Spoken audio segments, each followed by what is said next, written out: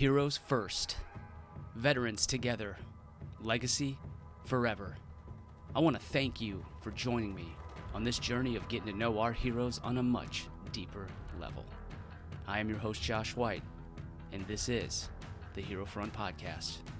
Let's get after it.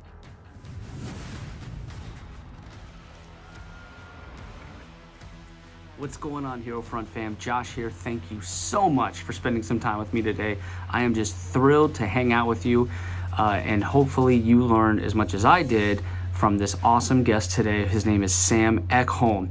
So Sam is a social media content creator. He's also an Air Force officer with a passion for creating videos that showcase both the incredible opportunities that are available in the military, as well as some of the coolest aircraft and military technology out there. He grew up in Dallas, Texas before attending the United States Air Force Academy as a member of Class 2018. Sam's first assignment was to Langley Air Force Base in Virginia, where he was selected to travel with the F-22 Raptor Demonstration team for 2 seasons as a photographer and videographer, documenting the world's most technologically advanced fighter jet at air shows all across the world. Sam's videos have showcased topics such as the thrill of flying in the backseat of an Air Force jet, an exclusive behind-the-scenes look at how the F-35 is made, and even what it's like to fire the U.S. Army's most powerful rocket launcher. Today, Sam has amassed over 500,000 followers and 55 million views across his social media platforms. He's one of the most genuine, hardworking, and kind individuals that I have ever come across, and his talent for social media and getting the story out there is unparalleled. Not only does Sam capture these incredible moments in the Air Force, but he allows the viewers a look in his own life from his perspective, and he puts his own unique twist on it, unlike anything I've ever seen before. So if you're listening to this, you'll get a kick out of the episode, but I highly recommend watching it on YouTube or using the Spotify app, where you can watch the video or listen to just the audio. All right, y'all, let's learn all about Sam. Let's get after it. Yeah. But Sam, what I want to tell you first and foremost is that coming from someone who appreciates presence on social media, who appreciates capturing the special moments like our veterans have that are unique to us, like you were just absolutely killing it. Like I am blown away by the stuff that you're doing. Blown away. I've never seen anything like it. I didn't even think that was possible. Like you've opened up my mind to possibilities, and I've been in for 17 years and you made my head explode. And so the first thing I wanted to tell you is that like it is noticed. You're spreading positivity where we need it. We need to see those things. We need the encouragement. We need to highlight these unique stories. It's so important to capture those moments and to translate them to the world, you know, so that we can all see what's going on, to see a different side of the force. And you're absolutely nailing it, man. I'm just proud that you're in the Air Force. I'm proud of you.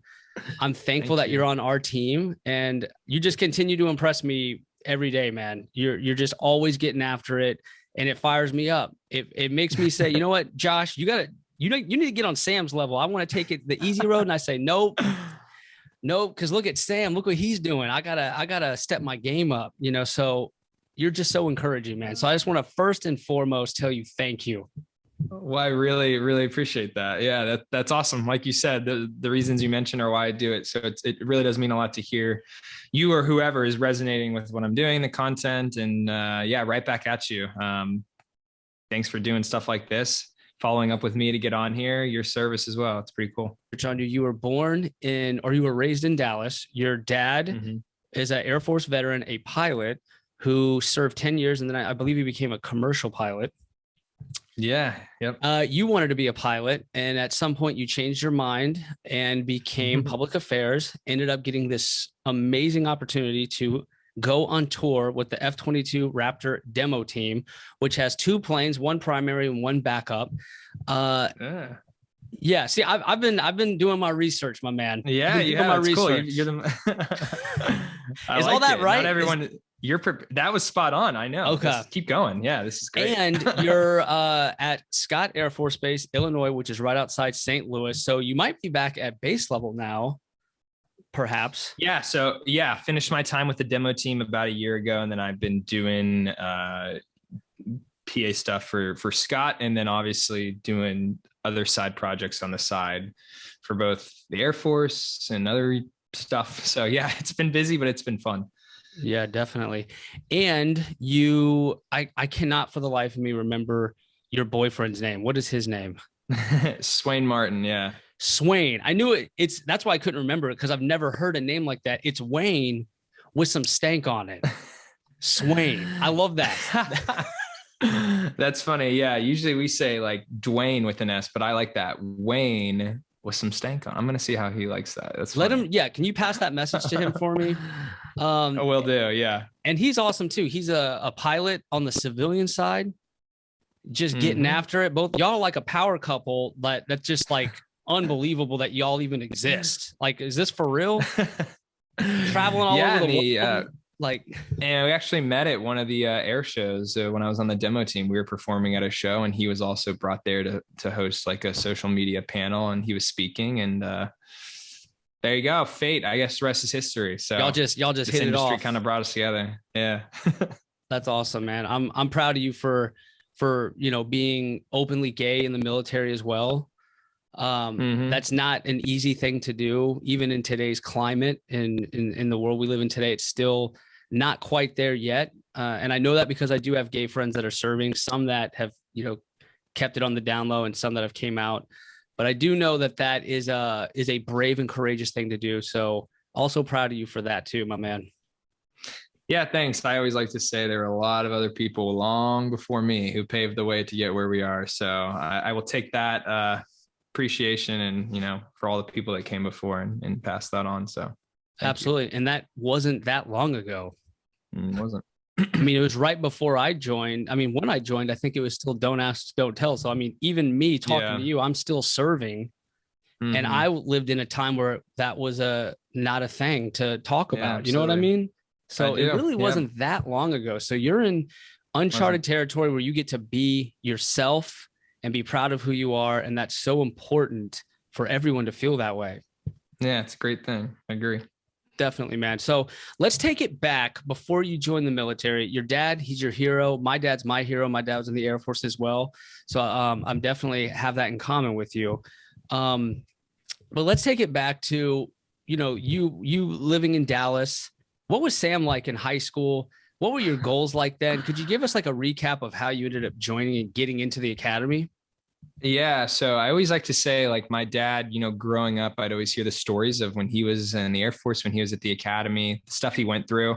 I was like, wait, you can go to college and like jump out of airplanes, do aviation, soaring, gliding programs. You spend a summer doing survival training. I was like, what is this? So call me crazy, but I was always interested. I was like, that would be cool to do something like that. So early on, I mean, probably I was like a freshman or sophomore in high school. I was just like obsessed with going to the Air Force Academy.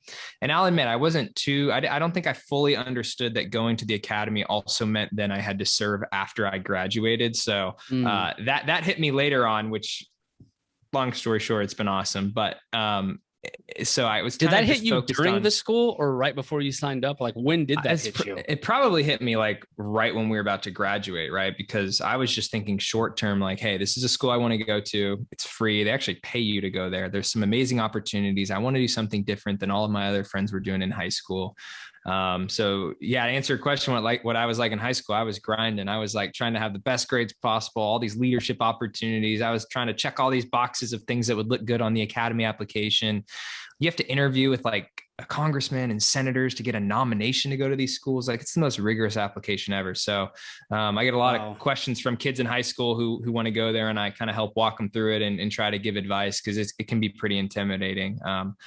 Lucky enough, I was offered an appointment. So I accepted that, went off like literally 2 weeks after graduating from high school. So I didn't really get that post senior year summer that a lot of my friends enjoyed. So shipped off to basic training at the academy, which, even though I had really thought about that moment my entire life, like, you can never really prepare for it.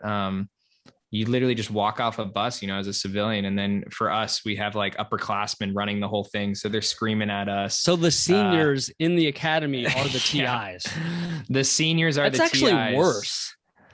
No, that's what I say. Cause like, I think now they've made some adjustments. They actually might have like MTIs kind of helping oversee the program. But when I was there, it was just kind of the seniors ran it, which is good when you're a senior. I ended up running it and you're like, oh, this is fun. But yeah, you kind of do your time when you're a freshman. What got me through was obviously like thinking about, hey, my dad did this same thing when I was growing up, like, you know, back in the 80s, he was doing this. So it was cool. You know, I made it through. It was tough, made it through. And then freshman year is really just a continuation of basic training, almost like all the rules and regulations they place on you. You can't wear civilian clothes for your entire year. You can't wear a backpack on your back. You have to carry it in like your left hand. You can't walk to class in a, you have to run. Yeah, you right? can't walk to class in a straight line. You have to run there on these strips and do facing movements and things. So it was very interesting when I'd go home for like Christmas break, which was short. Friends would be like, how's your college experience? And I'd be like, I haven't worn a backpack in 6 months. You're just all bug-eyed, like, what's happening? Yeah, like, yeah. But yeah, after that, you know, you make it through. You just make it to each milestone at the academy. And then I kind of just realized, yeah, like, hey, this is such a cool school to be a part of. I took advantage of more clubs and opportunities and got to do research projects and traveled for different things and teams and competitions. And by the time I graduated, I had the opportunity to like lead my whole squadron. So it was like 130 cadets. I was like a cadet squadron commander essentially. And that was awesome. So yeah, ended up graduating from the same squadron my dad did at the academy. So my name's on the wall of graduates, like right under where his is, which is cool. And then, yeah, shipped off and started my real job. So yeah. That's amazing, man. Like, wow, that the fact that you and your dad both graduated there. So my dad, he came from like a poor town in West Virginia, enlisted.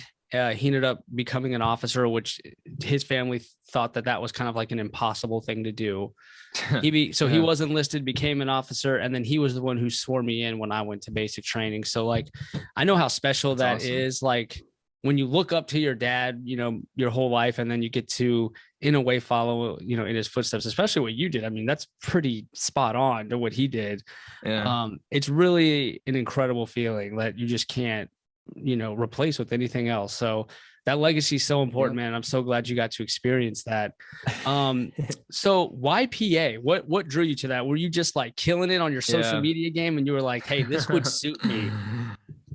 Yeah. So long story short, PA is the closest job the Air Force has to doing social media, photo, video stuff. So it doesn't check the box exactly with that. There's other stuff you have to do, but it's the closest thing.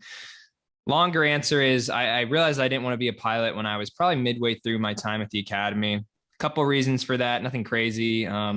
Biggest one is time commitment. You know, you do have to sign essentially a 12-year time commitment as a pilot. If you know that's what you want to do 100%, that's not a problem. But for me, I wasn't fully in on being a pilot. So I was like, I don't want to get locked into this for 12 years if I don't even know if it's something I 100% want to do.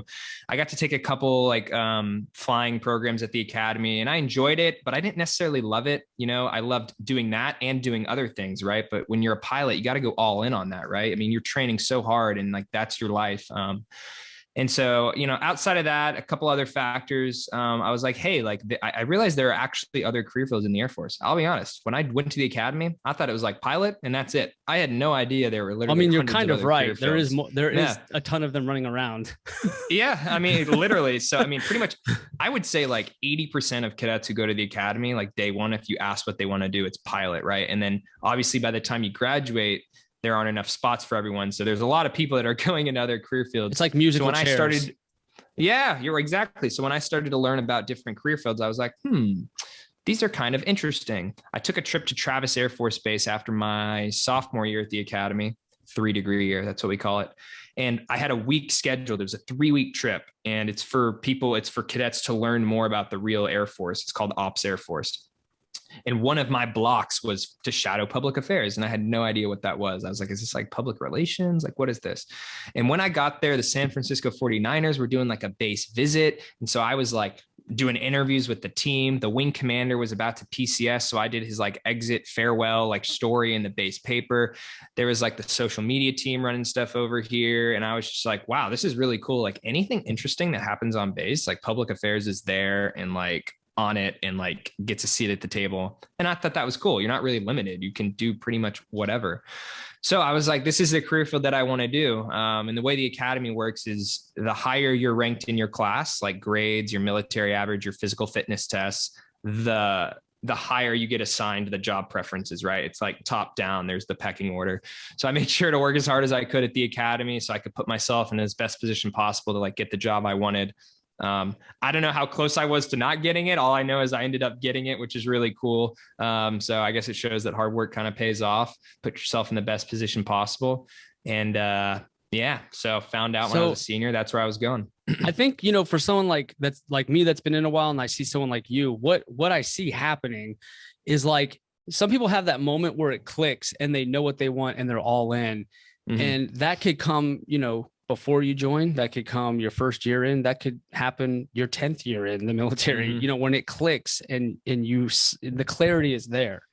And when I see you, I see someone where it kind of clicked very early for you. And I think that's amazing. I think it got you into what you're passionate about and what you're going to be successful at right away versus like doing something that didn't resonate with you at all, like maybe working on the flight line or something. And then, you know, after 5 years, you're like, you know, this was a cool experience, but I know it's not for me. And you kind of get a slow start. That's why I bounced around a lot. I had a slow start as well, trying to figure out like, where's my place in all this? Like, that's kind of, so you already pulled it off by getting PA, you worked your butt off to get it. And then you took it a step further and got an even more unique job from an already hard to get job. Yeah. Right? So the way that kind of works, I guess I didn't mention. So even when I was in high school, even throughout the academy, I had always kind of like, I was interested in photography, video stuff, had a camera, make like travel vlogs. I wanted a cool Instagram to maybe show off to my friends and be like, yeah, I'm like cool. Right. So I will say though, but from wanting that, I kind of developed the skills of knowing how to shoot content and enjoyed the storytelling aspect of things. So when I became a PA officer, I was told, hey, that officers don't, you know, it's the enlisted's job to kind of do the tactical level photo video shooting. And us officers, we do more of the managing. So I kind of knew that, but hey, like I said at the beginning, it was the closest thing to it. And if I can't be doing it myself, at least I can be teaching other airmen how to do it better too. So that didn't really matter. I was excited regardless, but kind of my first day when I got to Langley Air Force Base, which is my first base, we were doing like a unit PT session. So we were running the base track. And the F-22 demo team, which is stationed there, was doing a morning practice as well. So we're running the track, you know, it was like my first week there. And all of a sudden I see this Raptor take off, pull up straight vertical, do what we call a tack pitch, and is literally just weaving through the skies. Like it's the loudest thing I've ever heard in my life. And I was just in awe. I was looking up, I was like, what is that? And my boss at the time was like, hey, that's the F-22 demo team. Major Loco Lopez is flying. We actually have one of our airmen assigned to that team to fill the role as their PA person. You know, they travel around, they run their social media. They do the photography, video work. They do all the media engagements, recruiting events. And I was like, oh, that's awesome. You know, that'd be really cool if I could ever have that chance. Obviously knowing that, you know, who knows if it would be available for an officer. So flash forward a few months, the current person they had in that job, you know, it was their time was done. They'd reached their 1 or 2 years or whatever. So we were trying to cycle a new person in to fill that role. Now, unfortunately, at this time, we had several people from our office deployed. We had several new people who weren't qualified yet, like new airmen. And then we had a few people that, you know, just weren't interested because you're on the road like 300 days a year. They had families, you know, it wasn't something they're interested in. So all of a sudden, no one in our office wanted to fill it. And my boss came to me and said, hey, Sam, is this something you'd be interested in? I said, hell yeah, it is. So I remember I went to to Loco Lopez, the pilot at the time. I did an interview in the fighter squadron, and he was like, Sam, how do I know you know what you're doing and you're qualified? And I was like, well, I mean, I kind of have this portfolio, like check out my YouTube. I have some vlogs, check out my Instagram. Like, I think they're pretty good photos. And he's like, all right. He's like, if I take a chance on you, don't let me down. All right. And I was like, sir, yes, sir. Right. Give him the little Navy double sir sandwich. I was so nervous. Yeah, I made a promise to myself right then that I was going to like no life it. I was going to go as hard as I could to like learn the skills, how to shoot aviation photography, like just blow it out of the water. Now everyone else can be the judge if I did that, but personally, I think I did as best a job I could. We blew up that social media. I mean, thousands and thousands of followers, videos, stories, projects we did. I got to travel all over the world, Dubai, Singapore, Hawaii, Alaska. I mean, we were everywhere, and it was exciting to just work with a team, a family, the maintainers, crew chiefs. I mean, it was a blast. So, yeah, that was kind of the next phase of my career. I'll let you ask any questions. I know I'd kind of just rattle off a lot there. No, that was it in a nutshell. I know there's a lot more to it than that, but I mean, you were on the move nonstop. So it is a lot to try to cover in one conversation. Sure. But I will say, I think you did hit the mark on that. And I say that because every special duty, and I'm going to count that as a special duty,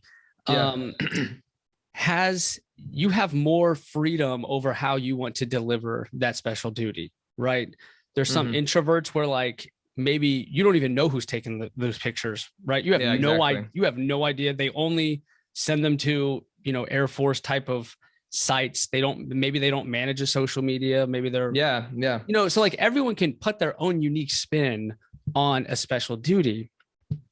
And I'm kind of like you. So my special duty was honor guard, and I took that time to create a Facebook page and to do highlights of the team, get to know your honor guardsmen kind of stuff, interview the airmen, got with PA, made a whole video that we pushed out to the base. It went all the way up to Global Strike. And suddenly I'm at Barksdale, getting a tour of their headquarters, all because of PA related stuff, because of the special, unique spin that, we put on that special duty.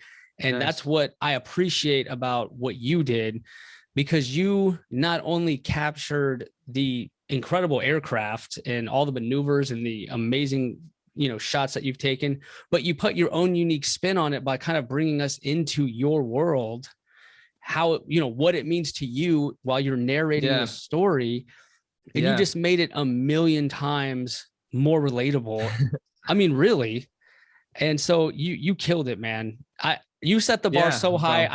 You're basically Tom Brady of PA. I appreciate that. And like you said, I think maybe at some level, me kind of not being Air Force trained on it helped a little bit. I kind of was just able to come in and put a completely different perspective and style and theme on the stuff I did. And lucky enough, my leadership supported that and were willing to let me take a chance. And like I said, I really just wanted to do an amazing job. So I had a really good work ethic. I nonstop grind. And it really is cool being able to like tell stories about the people on the team. And then also, like you said, I had a lot of like photos that I had taken that didn't make it on our main page just because, you can't post every second of the day. So that's where I created my own account. I was like, hey, for anyone interested, I'm just posting some other stuff on the side. And then people really resonated with that too, because they were like, oh, what is this career field you're doing? Or like, hey, what's this like behind the scenes? And I was like, oh, this is awesome. So that's kind of how that started too, as well, which is cool. But I agree with you. I mean, it's just awesome to be a part of a team, to dive in and work hard. And it's awesome seeing kind of the results that came from that. So you being new and having that fresh perspective on what people want to see, I think was the best move that like recruitment wise, like that was hiring you for that spot was monumental for recruitment. It had to have been like, you make it look so badass. I love it. Like with the plane with all like that steam or smoke coming out. Like, what is that? When the F-22 hits the turn and it's just like enshrouded in this like cloud. Yeah, we call it vapes. Vape City Vapor is what it's called. Essentially, that Vape City is incredible. The aircraft is pulling so many G's and going so fast that literally it's the water vapor coming over the wings freaking just turns into vapor, which is awesome. So on a humid day, it's crazy. But yeah, I became obsessed with the vape shots. And like you said, I'd try to put myself in a perspective of, hey, our team existed for recruiting. The reason the F-22 demo team is funded is for recruiting. So I would go in a mindset of, if I have no idea what the Air Force is about, if I look at this post or watch this video or read this caption, 1, does it make sense to me? 2, does it like get me hyped up? And 3, is it just cool to watch to like the most broad audience ever? So instead of creating a product that's all military jargon or in a certain style, I'd be like, no, I'm going to make this that like anyone can enjoy. So people just really started relating to the style and everything. And I was like, cool, this is working. It's great when you like work so hard at something and then like you actually get like positive feedback. Like nothing's better than that. Yeah. So yeah, I mean, and then I just try to like outdo myself on everything. And I think it probably was time for me to leave the team because, you work so hard. Like I had gone to 60 air shows. The hardest part is finding a way to make each one different and unique than the other, right? I mean, at the end of the day, you look up and it's a jet in a blue sky, no matter if I'm in Hawaii or if I'm in the middle of nowhere, Kansas. So it was really challenging for me to find how to do a different perspective, a different theme, a different angle for each video I created. So by the end of it, I was like, all right, I've done everything I think I possibly can. I'm going to take this, hand it over to the next person, but just super proud of the legacy we left and all the stuff we were able to do during my 2 years on the team. If you ever need an exec, hit me up. Hit me up. I know equipment. I know all that. I know audio, video. Okay. I'm your guy. You're my guy. All right. Yes. Yeah. I might need to. I'll be carrying the bags of equipment. Yeah. So let's talk about real quick, just from a content creator perspective. I love your style and how you make it look so clean and professional. I love that about your videos. So as someone who likes to make videos myself, when you make these really great tutorial videos with all these different angles, and then you're kind of narrating what's going on, are you narrating in the moment, or are you like, how do you go about a video like that and make it a banger? Yeah. So it depends on the video. I don't know if there's one in particular I can walk you through that, but I mean, just in general, I have like you made a day in the life video. Yeah. Okay. So we'll take that. Yeah. We'll take that for example. So my first day in the life kind of video I did is, I looked at it as like, hey, like this is I want to show everyone like what I do, right? I want to show people literally a day in my life. However, if you just film a day in your life, like without any sort of structure or thought or scripting, it's just going to be stupid and awful, and no one's going to watch till the end. Viewer attention is going to like go down. So yeah, I was like, hey, what are the highlights, but also what are the lows? What is worth it for people to watch? And for me, I kind of had a game plan going into that. I kind of knew what to expect. It was kind of like on the move. What am I going to I kind of had to be flexible and adapt, but yeah, I mean, I kind of script some of the voiceovers I went through. I don't know. I mean, those just kind of come together. It's weird. Like I'll have all this footage sitting on my hard drive that I just took, and I had no idea what really it was going to turn into, but I love the editing process. It's like putting together a massive puzzle. So I'll take literally 500 gigabytes of footage, sound effects, music, images, stills, stuff from whatever, and I just piece it together and weave it. And that's always what I tell people is I think when what my biggest talent is like storytelling and like putting together the puzzle. I mean, anyone can learn how to use a camera and take good, crispy shots. But putting it together, the editing is like really where I think the money's made. So do you get all the shots with kind of a story in mind, and then the voiceover portion, are you doing that like sitting at your desk? Yeah, no, I'll do that when I'm back, usually sitting at my desk. And voiceover is really good for like, hey, I need to tell the story, but like I didn't capture this audio like in person, right? Because at the time I didn't know exactly what I wanted it to be like. Or hey, I have all these cool videos, but how do I put them together seamlessly? And so I'll just kind of narrate the experience when I can. But you got to have a good mix. You can't do an entire voiceover and then it's like a freaking documentary. But you can't just do an entire vlog style. Well, you can, but I prefer not to sometimes. So I don't know. You got to find what works for you. I always say, yeah, think about it, try new things, go in with a game plan, and see what hits, see what sticks. Yeah. I love the trying new approaches, new editing. Yeah. And then sometimes you're really surprised by like what took off.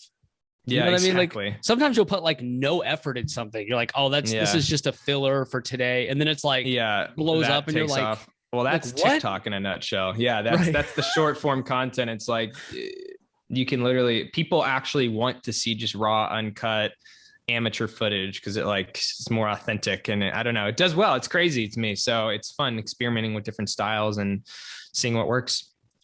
Right. I'm sure your TikTok obviously took off, but like if any of your social media ever struggled at one point, maybe in the beginning, I would think because it's so good, people might assume that like it was just a screen capture from someone else's video. You know what I mean? Yeah. No, I mean, when I first started, because my very first video, well, I had some stupid vlogs from when I was younger that didn't do any views, but my first like real video, I flew in the back of a T-38 jet, fighter jet trainer, with my buddy down at Langley. And so we were pulling G's and I was literally puking in the back because I'd never done it before. It was crazy. But I made a whole video of that experience, but like, that was kind of after I had done the demo team for like a year. So I had like known the style, but like people like are seeing my first video and they're like, how did you do this? This is like so good. Like, what the heck? How does this guy not have more views? And it was kind of funny to me to see that, because I was like, no, guys, like I promise I know what I'm doing. Like it was just me and a camera. And anyway, people like, I don't know, thought like the Air Force had contracted a production team to come out and shoot that. And I thought that was funny.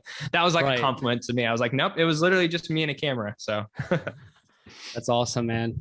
And I did see, I think your first one on there, or at least the first one that you have listed on there, is you singing.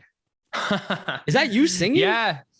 Yeah. So I don't know which one. So I think there's 2 singing videos. One, I'm like in high school singing to my date for homecoming. I like wrote a song, or like I changed the words to "What Makes You Beautiful" by One Direction, and like borrowed my friend's truck and serenaded her. And she said yes. That was pretty cool. And then the one you might have seen, I was literally in the bathroom of the Air Force Academy dorms covering like an Ed Sheeran song, which was fun. I play guitar. I think it's cool. But yeah, so I didn't know what I was doing on YouTube originally, and then now I'm doing this. So maybe I should upload a new cover one of these days and see if anyone likes it. No, man, I saw that and I thought, man, is there anything this dude can't do? He's freaking playing the guitar and singing, and he sounds this good. Like, what the heck? You're funny. It was good, man.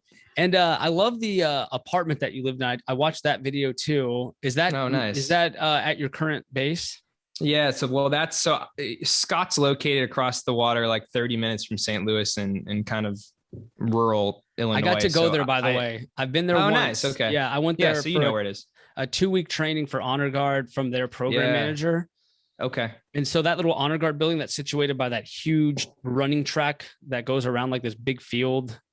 I don't know if you know what I'm talking about. But I know right where it is. Okay. So that's where I was at before. Okay. Yeah. So I live 30 minutes from the base in St. Louis. So that's a cool little district of St. Louis. And I got a pretty cool little loft apartment there. So thanks for watching that. Yeah. I'd say it's more than pretty cool. Like, it's freaking badass, man. You got the Star Wars rug. You got your own photos on the wall, which all look incredible. You got is it a fig tree? Fiddle leaf fig. Yeah. Okay. You got that. It's like 8 foot tall tree. Yeah. Huge, windows. It kind of looks like a historic building.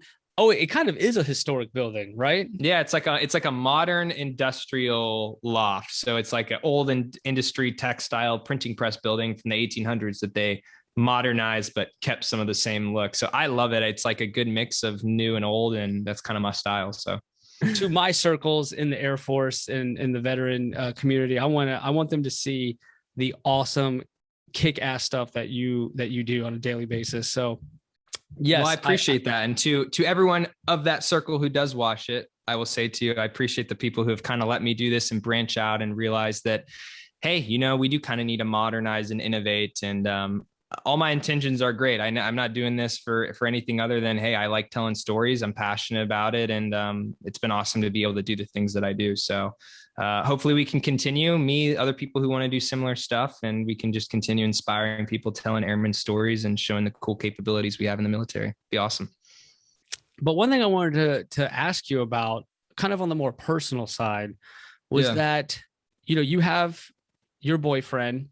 Mm-hmm. You posted a picture. Or a story. It was either a picture or a story, but it was one of the first times that I think people put 2 and 2 together that, hey, this dude is your boyfriend.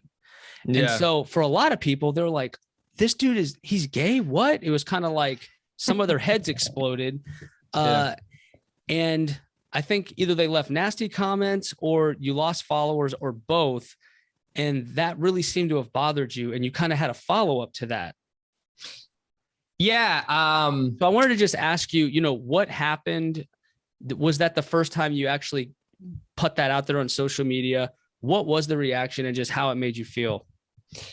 Yeah. So, I mean, I use my platforms obviously in the way I want, which is not necessarily to just share everything about my personal life, but to show kind of the cool highlights, to show what I'm doing, creating cool content. But at some point I want to just be real with people and welcome it into my life too. So, of course I'm going to show some of my personal stuff with Swain and me or whatever. So yeah, I mean, whenever I do post a picture, no matter what it is with him, like I'm losing like 1,000 followers a post, which is crazy. So that not losing followers, I don't care at all about. I mean, those people, good riddance. I don't want them following me anyway. But the fact that there kind of are people out there who just like a picture triggers them enough to unfollow me. That was what I was getting at that follow-up, is like, that's just so weird to me. You know, like if people don't want to follow me, like, again, that's no problem. Like, peace. But for that reason, it was just like, really? Like, that's crazy. And, you know, I always get a few messages about that, right? Because some people have this perception of the military as some glorified old boys club where we have to act a certain way, be a certain way, which obviously isn't the case at all. So when you do have a platform like I do, you know, I wanted to put out some positivity and spread a good message. And so I followed up with that and said, hey, you know, if you guys have a problem with this, please unfollow me. But at the same time, this is the way things are now. And you're going to get left behind if you're not on board with the way people think. So. Absolutely, man. Freaking get after it, bro. Yeah. I love that you stood up for yourself and what you believe in, because it gives other people hope. You know, there's people out there who aren't at that point maybe in their life, and maybe that was enough to give them that courage to be themselves. Yeah. I always say there's like, I get a lot of messages, DMs from people, and the two coolest ones to see are the one from the kids who are like, hey, your content's the reason I just went into my recruiter and I'm shipping out to BMT next month. You're the reason I joined. Those are really, really cool to see. And then the other ones are people who are like, hey, seeing you and Swain, like you made me comfortable to come out or to be myself. And I'm like, wow, that's really cool. So to me, it's weird, right? It's like, hey, like, I don't think it should even be anything, right? It's like, hey, like I just am with this person. I'm happy. What's the difference? So for me, meeting Swain was awesome because he, again, has a social media. He does YouTube stuff. He's kind of big in that airline industry. Not kind of big, is big. So seeing him be so comfortable, he was out and comfortable. He helped inspire me to kind of do that on my side. And I will say I'm not alone. You know, I might just be one that has some numbers on social media, but there's a bunch of people in the military who made me feel comfortable, who are out, and there's an awesome community of people as well. So again, like I said, a lot of people who have come before me, and I'm just trying to pass it on. That's awesome, man. Yeah, you and Swain are an incredible couple, man. Y'all are doing big things, inspiring so many people. So y'all just keep killing it, man. Just keep getting after it. Keep being you, because it's really, really cool to watch y'all. And I just started following Swain too. I saw he was tagged in one of your posts. So I was like, let me check this dude out. And I was like, this dude's awesome. So yeah, I hit that follow button. I'm following our boy Swain. He's awesome too. So, hey, Swain, if you're watching, we love you, brother. Yes, we do. Okay. So I want to know, Sam, since you've just been killing it for many, many years now, 8 years in the military, it started in high school. You haven't stopped since. Like, do you struggle with anything? What's challenging to you? Well, I always struggle with not having enough time to do the things I want to do. It's to the point now where, you know, I'm having to prioritize and cut certain things. And sometimes I just wish I had more time. But everyone struggles. I struggle too. That's why I always try to like come across authentic and not just be like, hey, like I'm living this dream life of amazing things. But like I work hard, right? And so I don't think people realize that. You know this, you're in the content creating industry. Like there's so much prep and so much behind the scenes and so much work that goes into like a finished product that you see or do that people never really realize. And that's the beauty of soaking in content or watching a TV show. You just experience the finished final thing like that, but there's so much that goes into it. So, yes, I struggle with a lot of things. You might not see them, but just know that like everyone else in the world, I'm experiencing that too. But I will say that I've kind of just found what works for me. The work ethic thing, I've started building that when I was at the academy. And I just kind of like, when I have a goal in mind, I go and reach that. And just setting priorities helps me a lot too. Like I know the things that are important to me and I knock those out and I try to eliminate the things that aren't important to me, that are negative or that, you know, kind of waste my time, and kind of streamline that and got to a good place now where I'm able to kind of do most of the things that I want. So it's been a process. That's awesome, man. So here, I want to run this by you too. This is another personal opinion of yours that I'm really curious about. So I did a special duty. I did 2 back-to-back, which was an exec for a group commander where I got to like see behind the curtain and work with leadership. It was really special time. That led to me running the funeral honors, like I told you about. Mm-hmm. I struggled with when I got here to Eckholm, I'm at Eckholm now in Florida. If you're ever here, let me know. Okay. Hit me up. Yeah, nice. F-22 is here, my man. It's also here. Yeah, you see them all the time. Right. Heck yeah. They fly over yeah. my house. I live on base. They wake up my kids every day. It's fantastic. That's sick. Yeah. Yeah. So my question to you is, I struggle coming back to base level. I had gotten so used to this different lifestyle, kind of being my own boss, which many special duties, you are kind of your own boss. You're managing yourself and what, and your own spin on it. Suddenly I'm back to base level. I have a direct supervisor. I feel micromanaged sometimes. It's just, which I'm probably not. It's just not what I was used to. Right. And so I had this adjustment period where, you know, I miss what I used to be doing, and I'm trying to find the new Josh White in the new work center, back in the regular Air Force, trying to find that purpose again and stay motivated. And it was tough at first. And so I want to ask you, now that you've gotten off this crazy ride of following these F-22s all over the world, you're back at base level. Did you struggle with that as well? Is that something you're struggling with, or did you just hit the ground running when you got to Scott? Yeah, I mean, I think everyone naturally struggles with that. Like, for example, like I was good friends with most of the Thunderbird pilots who are flying F-16s all around the world on that demo team. And these guys have to go from that. I mean, the high of the high, being a Thunderbird pilot, and then they're just, you know, once their time's done, they're back in the squadron, regular pilot, you know, it's like all the glory is gone, right? However, I knew that coming in. I knew this was just going to be a 2-year thing. And so at some point, you know, I kind of set myself up to realize that, but definitely still experienced that for sure. So for me, though, I was lucky, and I have a really good leadership and boss in my new job here. And I kind of asked myself, like, what did I like about the demo team job that I can still take with me to this new job? What things can I do, even though it might not be in Singapore with an F-22? Like, I love shooting photo and video products. So I was like, hey, how can I keep doing this even if I'm not a part of this team anymore? So I was able to kind of find what I was passionate about and find a way to do that in my current job. So to you, Josh, to anyone out there who, you know, is maybe doing a job that's a little less sexy, sit down and figure out, hey, what can you do to make it a little more sexy, or to do those things that make you happy? And so for me, that's what I did. I found a way to turn a job that maybe on paper is less glamorous, of course, than the demo team, but I found a way to make it still exciting, still something I'm passionate to go into work every day and do on my free time as well. But yeah, definitely experience those things too. So valid question. I think purpose is what we don't realize how important purpose is to us sometimes. I just talked about this on another podcast 2 days ago about like even having the opportunity to be purposeful is a gift in itself. And so we're going to actually end with the Heroes Gauntlet questions. Okay. So it's going to be 3 questions. The first one was my wife's question. First, she asked, what's your favorite music? And I said, we're not asking that. Oh man, that's a great question though. Okay. I was going to say, so this is a little thing I got for Swain. So this is us, one of the first little dates we went on, but this is like a Spotify thing for one of our favorite songs. This is In Your Atmosphere by John Mayer. We went to a John Mayer concert together. So John Mayer is my main guy. Dude, John Mayer's like the GOAT. He's the GOAT. I've been to like 7 John Mayer concerts. Fun fact. Know all of his songs. He's the one who inspired me to play guitar.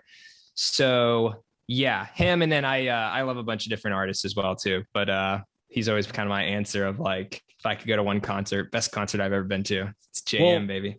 My wife once again knew the better question, because that was a killer answer. So, and you had a little picture like you. I literally had it right here. Yeah, right. That's funny. So we're gonna do 4 we're gonna call that the freebie. Yeah, it's question 0. All right, that was question 0. So my wife also asked your favorite place to travel to and why. Ooh, okay. I've been to a lot of places. That's hard. I would say the favorite place I've been. Well, let me give you 2 answers. So the most recent example, actually made a video on this. Swain and I just took a trip to the Amazon rainforest back at the end of November. So literally we were in the middle of uncharted territory. I mean, it was the craziest travel experience ever to get there. I'm going to pitch the video because I walked it through exactly how we made it. And that was just an amazing, amazing experience to be like, I think it's like half of the world's species are like found in the Amazon. I mean, it's just gorgeous nature, beautiful area, although it was very hot and humid. So that was the most adventurous place I've been to. And I don't know, probably my favorite. I really love Iceland. Iceland was just a magical time, just beautiful weather, people, landscapes were incredible. And then Swin and I probably loved, we did a Moroccan trip. So we were like riding camels in the Sahara Desert, and that was special to be over there. So there's so many, Josh. I don't know. I did see, I wrote down Amazon because I knew you were going to say that. Yeah. Because the clips were just unreal. Like, did you have drone footage with you? Yeah, I always bring my drone with me because I can't fly it on most Air Force bases. So I'm like, I got to use it while I can. My man's got drone footage? What? Yeah. He's all got that drone footage was on point, man. When you're in like this little like loft and like it goes out and just shows like where you're situated, and it's like, what? Like it's in the middle of the rainforest. Like what? Okay, here's another bonus question for you. Do you ever struggle with? Because I do. Mm-hmm. And it's not often I get to talk to a content creator on steroids. Do you ever struggle with enjoying what's happening versus knowing what angles that you need to make an awesome video? Oh, yeah. Oh my gosh. So yes. When you're filming a project, it's completely different from if you're just going to enjoy an experience. And I have to make that decision a lot of the times. Like I know, like even when we just went to the Amazon, I was like, I know if I film this video, it's going to probably detract from my ability to just soak it in. Or like when I'm doing an Air Force video, it's like, hey, it'd be cool to just like actually sit and watch the jet or something versus like having to film. So 100%. In fact, I'd go as far as saying when I'm filming, like even the C-130 flight I just did this past weekend, I'm here flying, like, yeah, I post a picture and I'm strapped to the back and it looks awesome. And it was, but I've got like 4 cameras I'm worried about, checking my phone to make sure the signals are good. How's the audio sounding? How are these other people doing? Like, hey, how's it all coming together? What's the lighting looking like? How much time do we have? Okay, I got to get these shots. So it's hard. But for me as a content creator, like my enjoyment is also creating videos, right? And it's also seeing that final product. So I know that if I don't film it, I kind of get like video FOMO. I'm like, crap, like that would have made an awesome video. Kind of get a little nervous, start twitching a little bit when I'm like not filming or don't have my camera in my hand. Cause I like just want to be able to like show other people like, hey, this is such a cool opportunity or share this experience with others. But I have gotten better at that. So there's times I'll just be like, no camera, no video. I'm just going to enjoy this. I'm so glad, like, you know what I'm talking about. Like, oh my gosh, you truly, you know more actually, but it's not many people I can talk to about that are like, oh my God, yeah, I get that. Yeah. But it's weird what happens to like our brains when we're trying to capture special moments and we know what angles and lighting we need. Mm-hmm. We become a spectator. We're not in the moment. We're now a spectator, kind of similar to watching a video or something, right? Yeah. There's that separation that happens. And so I think it's important, like if I'm with my wife and kids and I know I'll try to knock out like the shots that I need, but I'll always try to like cut time to the side to where I won't even bring my phone. Yep. I can't be on me physically. It has to be me either. Away. If it's on me, it's coming out. Yeah. Right. Exactly. So like, I think it's important to like, just cut the time aside. So like, this is the time where I'm going to have fun and take pictures and film. And then this is the time where I'm just going to focus on my kids having a blast. So being purposeful with it and being strategic about it, I think is the best balance of both worlds. You know what I'm saying? Yeah. Agreed. So that Swain doesn't like smack your phone out of your hand. You're like, what? Yes. Which he's done. Yeah. Okay. During your travels, during your time in the military thus far, who has been your biggest mentor that you really connected with, that you still look up to and you still contact for advice and you stay in touch with them? Man, I don't have a solid answer for that because it's changed, right? I've had a ton of people along the way who have helped, but as you move in the Air Force, you meet new people, you're in a different unit. So that kind of evolves. My first demo pilot, Loco Lopez, he was awesome. He was a trailblazer himself. He was our first African-American demo pilot. He inspired so many kids with his messages and how passionate he was about the job. So not only is he the one who took the chance on me to bring me into the team or onto the team, but I learned so much from him. So he's probably up there. Well, he is up there. And he for believed sure. in you, and that probably. Yeah. He believed in me, and he let me do, I was like, hey, sir, I want to take this different approach. And he's like, go for it. I trust you. If it doesn't work, we'll reevaluate, but go for it. So having the confidence of your supervisor, your leadership, it's everything. It means that's when the magic happens. Yeah, it's when the magic happens for sure. So he was awesome. And then again, I've had so many along the way. So yeah, I don't know. So can't name them all. I think he's a perfect answer, and his name is Loco Lopez.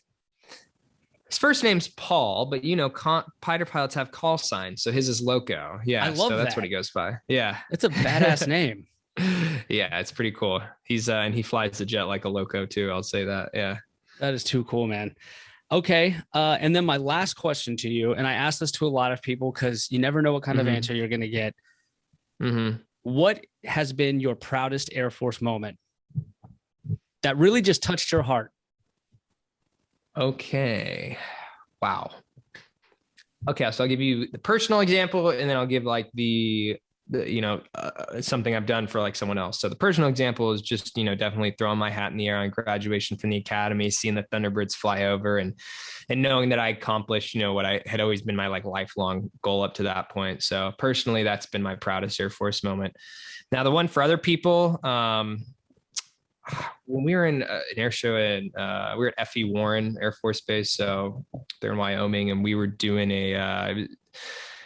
like a kind of like a media kind of visit. And so I was organizing tours of the aircraft to people, and I checked like our social media. I went to our inbox, and I had a message from Bridger Walker's family. So I don't know if that name rings a bell, but he was the kid who kind of made national headlines. He got like attacked by a dog. He was like protecting his sister. And so like half of his face was like severely injured.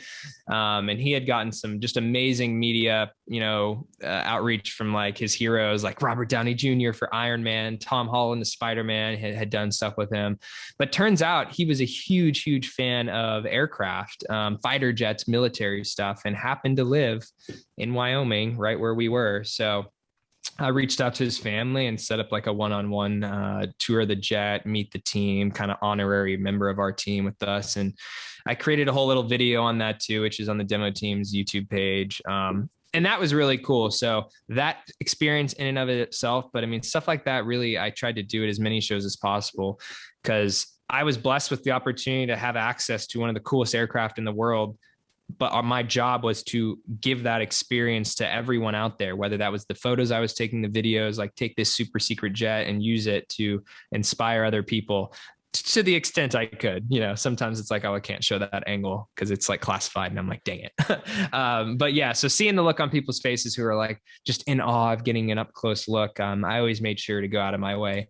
Even if it was the longest day of the air show, I'm out there for 12 hours. Like I'm literally walking to our car, and some kid's like, hey, can I see the jet? I'm like, yes, you can see the jet. Anyway, and I'd go bring him in behind the ropes to see it. So yeah, that definitely, all those experiences are some of the proudest. Yeah, that's really special that you've kept these other people in mind. Yeah. And no matter how you were feeling, you let them share the experience. I think that's a big testament to like your character and who you are as a person to notice those things and to go out of your way to, let them have this awesome day that they never even dreamed would happen. It's kind of it's kind of like catching a fly ball. Like it's just so unpredictable and so special. And so you were able to provide that to people. And that's, I can't say it enough. You were the perfect person for this job. Yeah. And you always have to remember, like, I go to 60 air shows, or I'd be all over the world, and like it's the millionth time I've seen the demo. But for these kids, it's like once in their life they'll see that, and that's that time. And so it's easy to forget that. But if you put yourself in that mindset, like this kid's looking at you as their hero or thanking you for your service, but really I'm just representing a million other people. Yeah, it was special. It was cool to have that opportunity for sure. Normally not this shy. To your husband. I'm not Yeah. shy. I think she's starstruck. I'm not. I love her. I love your shirt. That's an awesome shirt. I love The Office. So I've been following you for a while, and I think your videos are super cool, and you're very talented. Sweet. So thank you so much. Like, you gotta do this guy. He's so cool. That means a lot. Thank you. thanks for watching and supporting. And Say yeah, hi. I had a great time too. Your husband's very good at podcasts. So yeah, Strangely, yes. he's very talented himself. Yeah. So you. Yeah, it is. I mean, I wish I was in Florida right now. It's freezing and snowing here, but are just turning it around. It's like all messed up. But anyways, oh my gosh, yeah, I have a 2 and a 4-year-old, and they're just like terrorizing the whole place. they're just right now. everywhere. Yeah, they're awesome. Try doing content with children. Like the light's gone. They're All just right. literally everywhere. Oh my gosh. I think we're gonna Okay, wrap it peace. up. And hey, Well, dude, I gotta hop off, but thanks so much for having me. Wish you all the best, and wow, let's keep in touch. Thanks, Josh. What's up, Hero Front fam? Josh here. And I just wanted to thank you from the bottom of my heart for listening to that episode in its entirety. I owe you a hug. And the next time I see you, let me know how many hugs I owe you, and we'll get after it. Before you turn me off, though, I want you to subscribe on YouTube to the Hero Front Podcast and give me a 5-star rating on Facebook or Apple Podcasts. It would be much, much appreciated to get your love and support. Again, thank you from the bottom of my heart for joining us on this Hero Front journey, and I will see you on the next episode. Let's get after it.